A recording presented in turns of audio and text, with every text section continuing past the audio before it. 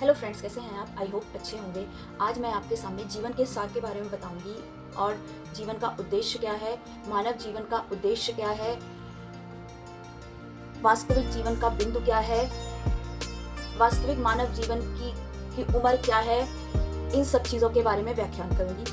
लेकिन उससे पहले मैं ये कहना चाहती हूँ, प्लीज़ मेरे चैनल को आप सब्सक्राइब कर दिया करिए। मैंने आपको बताया सब्सक्राइब करने से मुझे पता चलता है कि मुझे कौन से कंटेंट बनाने हैं और किस टाइप के वीडियो लाने हैं। और प्लीज़ लाइक, कमेंट और शेयर इसलिए कर दिया करिए क्योंकि लाइक और कमेंट शेयर से मुझे पता चलेगा कि मेरे वीडियो में कितनी मेरे को सही करना है, क्या क्या कमियाँ हैं, क्या क्या ठीक करना है, ये सब पता चलता है। शेयर इसलिए कर दिया करिए क्योंकि मैं सनातन धर्म के ऊपर सारे वीडियोस बनाती हूँ, तो प्लीज़ शेयर करेंगे तो सनातन धर्म हमारा मजबूत होगा और देश के कोने कोने में जाएगा। तो शुरू करते हैं। जीवन का सार क्या है? जीवन का सार वैसे तो कहा गया है अपने और जगत के सत्य को जानना और अपनी वास्तविक स्वाभाविकता को स्थिर रखना जीवन का सार है। और जीवन के परम पुरुषार्थ हैं धर्म, अर्थ, काम और मोक्ष। ये जीवन के परम पुरुषार्थ हैं। मानव जीवन की उम्र क्या है? मानव जीवन की उम्र है वैसे तो 70 साल मानव जीवन की उम्र है और 70 साल पुरुष की उम्र बताई गई है और 75 साल महिलाओं की उम्र बताई गई है। ये मानव जीवन की उम्र है।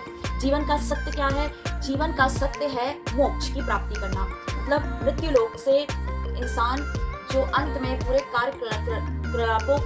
जीवन की कार्यकलापों को पूरा करता है, उसके बाद अंत में जो मोक्ष की प्राप्ति करता है वो जीवन का सत्य है। जीवन के 4 लक्ष्य क्या हैं? जीवन के 4 लक्ष्य हैं धर्म, सफलता, अखंडता और खुशी। ये जीवन के 4 लक्ष्य हैं। इसी से सारा जीवन टिका हुआ है। मानव जीवन की लक्ष्य और सच्चाई क्या है? जिस वजह से हमें भगवान ने पृथ्वी पर जन्म दिया है, मानव जीवन के लिए भेजा है, मानव जीवन दिया है, मानव योनि दी है। किस लिए दी है? इस वजह से दी है कि हम अपने क्रियाकलापों को, जो मानव क्रियाकलापें होती है, उनको पूर्ण करें। जैसे पुराने जो ऋषि मुनि हुआ करते थे, वो गुरुकुल में शिक्षा प्राप्त करते थे। उनकी ये शिक्षा होती थी, कोई विलक्षण प्रतिभा वाला निकल जाता था, कोई तीरवान निकल जाता था। ऐसे ही आज के युग में कोई डॉक्टर बन रहा है, कोई इंजीनियर बन रहा है। तो ये अपने जीवन की लक्ष्य की प्राप्ति करना और ज्ञान प्राप्त करना मानव जीवन का सही उद्देश्य है। यही मानव जीवन है। और जिसका कोई भी उद्देश्य नहीं है इस मानव जीवन में, इस मानव का कोई उद्देश्य नहीं है, वो इस पृथ्वी पर कहा गया है एक भार है। मतलब जिसका जीवन में कोई उद्देश्य नहीं है, जिस मनुष्य का जीवन में कोई उद्देश्य नहीं है, कहा यह गया है कि वो इस पृथ्वी पर भार है। उसका जीवन एक जानवरों के समान है। जैसे जानवरों का कोई उद्देश्य नहीं होता है, उसे हम जानवरों की श्रेणी में कहा जा सकता है, राक्षस योनि की श्रेणी में कहा जा सकता है। मतलब मनुष्य का जो असली जीवन है, उसको ज्ञान की प्राप्ति करना और अंत में हमें सारी जीवन के क्रियाकलापों को पूर्ण करने के बाद अंत में हमें धर्म की तरफ बढ़ना और ईश्वर को प्राप्त करना, यही, और अंत में मोक्ष की प्राप्ति करना, यही भगवान ने, यही कार्यकलापों को पूरा करने के लिए पृथ्वी पर हमें भेजा है। जीवन का सत्य क्या है? जीवन का सत्य यह है कि हमारा शरीर एक साधन है और हम इस शरीर साधन से सारे मानव के क्रियाकलाप करते हैं, जीवन के सारे क्रियाकलाप को पूर्ण करते हैं। लेकिन आजकल के युग में हम भौतिक चीजों को ज्यादा प्रयोग करते हैं, उसको जोड़ते हैं, तो हम खुद ही साधन बन जाते हैं। लेकिन अगर हम भौतिक चीजों से मोह करेंगे तो हम साधन नहीं बनेंगे और हमारा शरीर मोह, माया, ईर्ष्या, जलन, इन सब चीजों से कम अपेक्षा भावना रखने लगेगा। तो सही अर्थ में भगवान ने हमारे जो क्रियाकलाप है उसको सीमित तौर पे कहे हैं कि ये बचपन का क्रियाकलाप है, ये जवानी का क्रियाकलाप है जिसमें युवा लोग होते हैं, ये बुढ़ापे का क्रियाकलाप है। तो सारी चीजों को सीमित कर दिया है। सीमित ही चीजों से जीवन का क्रियाकलाप चलता है। तो सही अर्थ में जीवन का क्रियाकलाप, बच्चा जन्म लेता है, उसमें सारी क्रियाकलाप होता है, फिर वो जवान होता है, उसमें सारा क्रियाकलाप होता है, फिर वो बुढ़ापा आता है उसका, तो उसमें क्रियाकलाप होता है। बुढ़ापा आने के बाद ये बुढ़ापे की जो उम्र होती है मनुष्य का, इस समय भगवान ने हमसे ये कहा है कि मानव को भगवान अपने आराध्य इष्ट का मनन करना चाहिए और उनको अपना जीवन समर्पित कर देना चाहिए। ये सही जीवन और उद्देश्य है, यही जीवन है। लेकिन आजकल के समय में लोग ये सब नहीं कर रहे हैं। तो हमारा जो जीवन है, धर्म, अर्थ और ये सारे गुण, सारे ये जो चारों जो गुण हैं,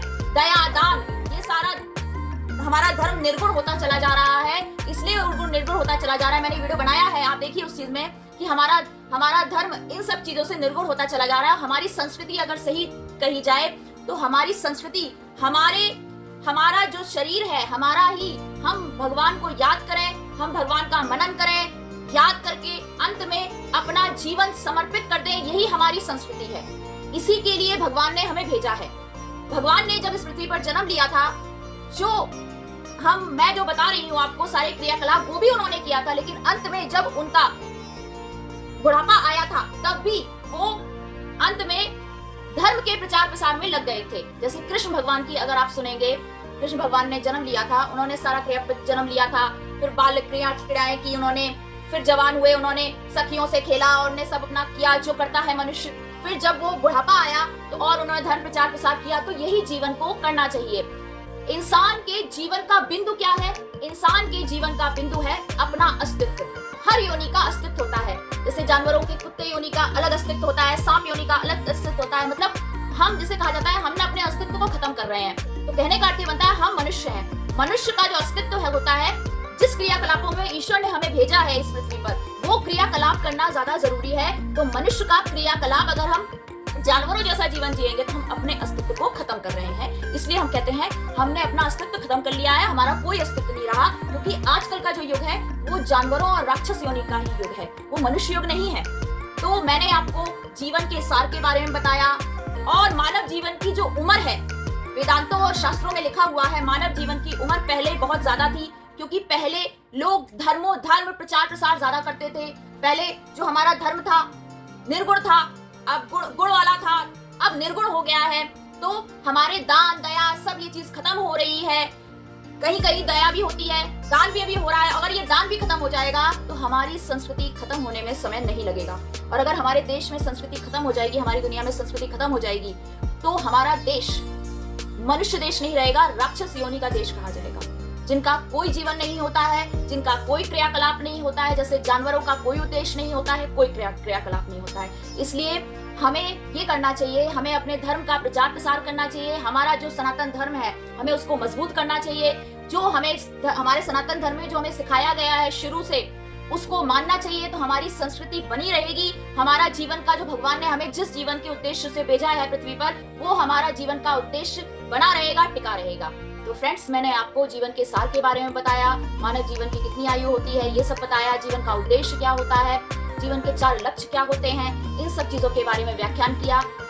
आपको समझ में आ गया होगा और आशा करती हूँ मेरा वीडियो बनाने का मकसद साकार हुआ होगा। हर हर महादेव।